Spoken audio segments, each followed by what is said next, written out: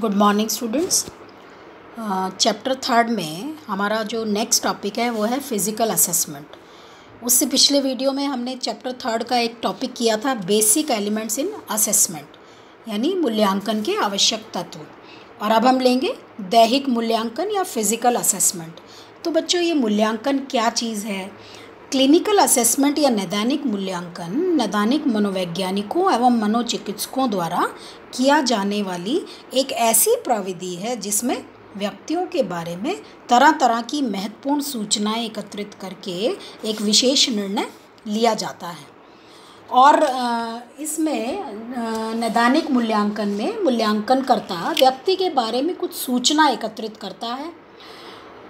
सूचना के आधार पर कोई इन्फॉर्म्ड डिसीज़न यानी सूचित निर्णय व्यक्ति के बारे में लिया जाता है। तो नैदानिक मूल्यांकन का उद्देश्य व्यक्ति के बारे में प्राप्त सूचनाओं के आधार पर उन्हें एक विशेष श्रेणी में वर्गीकृत करना, उनका वर्णन करना तथा उनके बारे में प्रेडिक्शन करना होता है। तो ये जो नैदानिक मूल्यांकन का जो लक्ष्य है वो वर्गीकरण हो गया, एक वर्णन करना हो गया और एक प्रेडिक्शन करना हो गया। तो इस क्षेत्र में, मूल्यांकन के क्षेत्र में काफ़ी रिसर्चेज हुई, काफ़ी शोध हुए और इस निष्कर्ष पर पहुंचा गया कि मूल्यांकन करने की कई प्रविधियां हैं। उसमें जो हमारे सिलेबस में दी हुई है उसमें हमारी जो प्रविधि है या टेक्निक है वो है दैहिक मूल्यांकन, फिज़िकल असेसमेंट।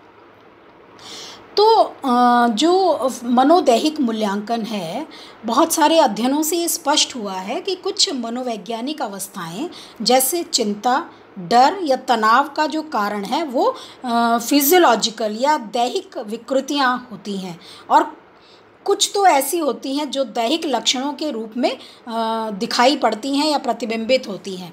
तो असामान्यता का जो डायग्नोसिस है एवं उपचार है उसमें फिजियोलॉजिकल असेसमेंट, मनोदैहिक मूल्यांकन की अहम भूमिका होती है।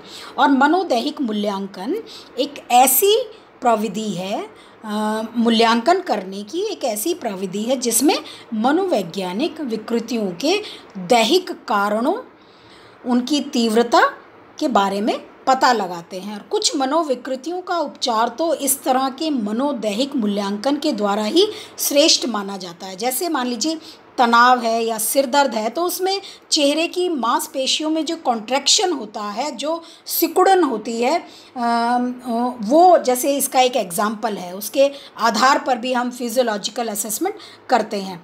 तो बायोफीडबैक की प्रविधि एक प्रविधि है जिसके द्वारा उन कॉन्ट्रैक्शंस को, उन संकुचनों को आसानी से मापा जा सकता है। तो ये एक ऐसी प्रविधि होती है जिसमें रोगी या क्लाइंट को उन मनोदैहिक परिवर्तनों से अवगत कराया जा सकता है तथा उनकी मनोवैज्ञानिक अवस्थाओं को भी जाना जा सकता है जो उस अवस्था को उत्पन्न करती हैं।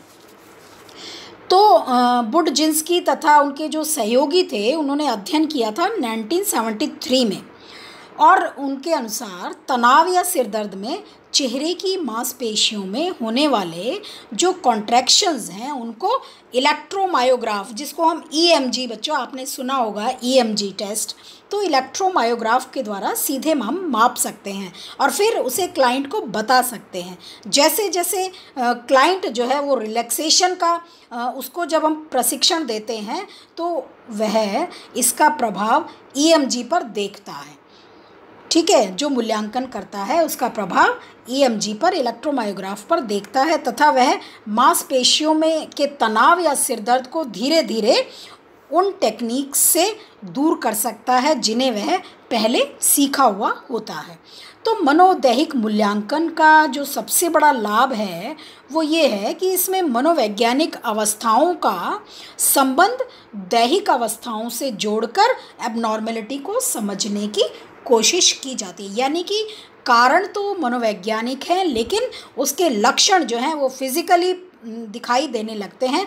तो मनोवैज्ञानिक अवस्थाओं को दैहिक अवस्थाओं से जोड़कर एबनॉर्मेलिटी को समझने की कोशिश हम इस विधि के द्वारा कर सकते हैं। लेकिन जो इस विधि की जो कमी है वो ये है कि इसका उपयोग सभी तरह की मानसिक विकृतियों को समझने में नहीं हम कर सकते। उसके बाद बच्चों जो हमारा फिज़िकल असेसमेंट है उसमें जो सेकंड जो हमारी टेक्निक है वो है न्यूरो मनोवैज्ञानिक मूल्यांकन। तो न्यूरो मनोवैज्ञानिक मूल्यांकन वैसे मूल्यांकन को कहा जाता है जिसमें इस बात का विशेष रूप से मूल्यांकन किया जाता है कि मस्तिष्क दुष्क्रिया से किस तरह से मानव का व्यवहार और चिंतन प्रभावित होते हैं और असामान्य हो जाते हैं। तो न्यूरो मनोवैज्ञानिक एक ऐसा मनोवैज्ञानिक होता है जो ये स्टडी करता है कि मस्तिष्क में दुष्क्रिया होने से रोगी का व्यवहार, जो हमारा क्लाइंट है या रोगी है, उसका व्यवहार या उसका चिंतन में किस प्रकार की असामान्यताएं उत्पन्न होती हैं। तो इसके लिए ऐसे मनोवैज्ञानिक कई तरह के परीक्षण उपयोग में लाते हैं या विकसित किए हैं उन्होंने, जिनको हम न्यूरो मनोवैज्ञानिक परीक्षण कहते हैं, जिनके माध्यम से ये हम जान सकते हैं कि रोगी के व्यवहार में जो एबनॉर्मेलिटीज़ हैं उनका कारण ब्रेन डिसफंक्शन है या नहीं। तो ये कई परीक्षण जो हैं वो 3 प्रकार के हैं। फर्स्ट हमारा जो है वो है बेंडर दृष्टि पेशीय गेस्टाल्ट परीक्षण, बेंडर विजुअल मोटर गेस्टाल्ट परीक्षण। तो बच्चों ये परीक्षण जो है इसका निर्माण बेंडर ने 1938 में किया था और इसमें 9 कार्ड होते हैं। प्रत्येक कार्ड में एक विशेष तरह का एक डिज़ाइन बना हुआ होता है और क्लाइंट को एक एक करके प्रत्येक डिज़ाइन दिया जाता है। क्लाइंट पहले डिज़ाइन की नकल उतारता है, उसके बाद उसके सामने से डिज़ाइन को हटा दिया जाता है और उसे अपनी स्मृति से उस डिज़ाइन को बनाना होता है। तो जो क्लाइंट है उसके द्वारा नकल करने या स्मृति से डिज़ाइन बनाने में कई एरर्स जो होती हैं उसके आधार पर उसके ब्रेन डैमेज का या उसके तंत्र के न्यूरॉन डैमेज का अंदाज़ा हम लगाते हैं। परंतु कई जो क्लिनिशियंस हैं या नैदानिक विशेषज्ञ हैं वो ये कहते हैं कि ये परीक्षण बहुत अधिक वैलिड नहीं है जिसको एक हम साधन के रूप में स्वीकार करें। तो वो ये कहते हैं कि जो डिज़ाइन है उनमें त्रुटि जो है वो सिर्फ न्यूरोलॉजिकल इम्पेयरमेंट यानी तंत्रिकीय क्षति से ही नहीं बल्कि अन्य कारणों से, जैसे हाथ में कंपन होना या घबराहट से भी उत्पन्न होती है। तो इस परीक्षण के बारे में इस तरह की आलोचना को ध्यान में रखते हुए ये कहा गया कि जो मस्तिष्क दुष्क्रिया है उसके व्यापक उपयोग के बावजूद भी बेंडर गेस्टाल्ट परीक्षण को मस्तिष्कीय दुष्क्रिया के प्रभावों का एक संवेदनशील मापन नहीं समझा जाता। तो इस तरह से ये बेंडर गेस्टाल्ट जो परीक्षण है इसके द्वारा हम कुछ हद तक एबनॉर्मेलिटी को माप सकते हैं और मस्तिष्क दुष्क्रिया का पता लगा सकते हैं। सेकंड जो वो है हमारा लूरिया नेब्रास्का न्यूरो मनोवैज्ञानिक बैटरी।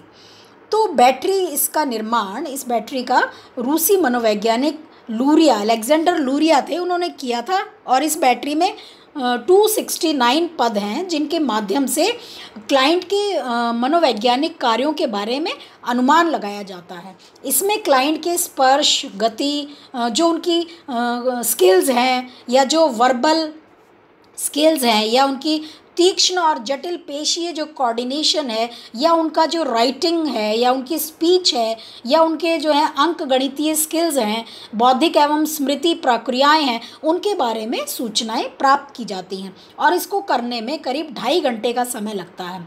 कुछ मनोवैज्ञानिक थे, उन्होंने ये बताया, जैसे गोल्डन, उन्होंने ये बताया कि संपूर्ण परीक्षण में क्लाइंट के द्वारा प्राप्त अंकों के पैटर्न के आधार पर ब्रेन के विभिन्न भागों में हुई क्षति का पता लगाया जाता है। और गोल्डन ने इस परीक्षण को जो इसका एक वर्जन 8 से 12 साल के बच्चों के लिए भी तैयार किया था जिसके आधार पर बच्चों की ब्रेन डिसफंक्शन का पता चलता है। तो बच्चों इस तरह से ये लूरिया ने परीक्षण बनाया था जो ब्रेन डिसफंक्शन या जो है व्यक्ति की राइटिंग डिसऑर्डर्स या इंटेलेक्चुअल डिसऑर्डर्स या स्मृति से संबंधित कोई उसकी विकृति है या राइटिंग डिसऑर्डर है, तो ये जो है इनके बारे में हम इस बैटरी या इस परीक्षण के आधार पर हम पता लगा सकते हैं।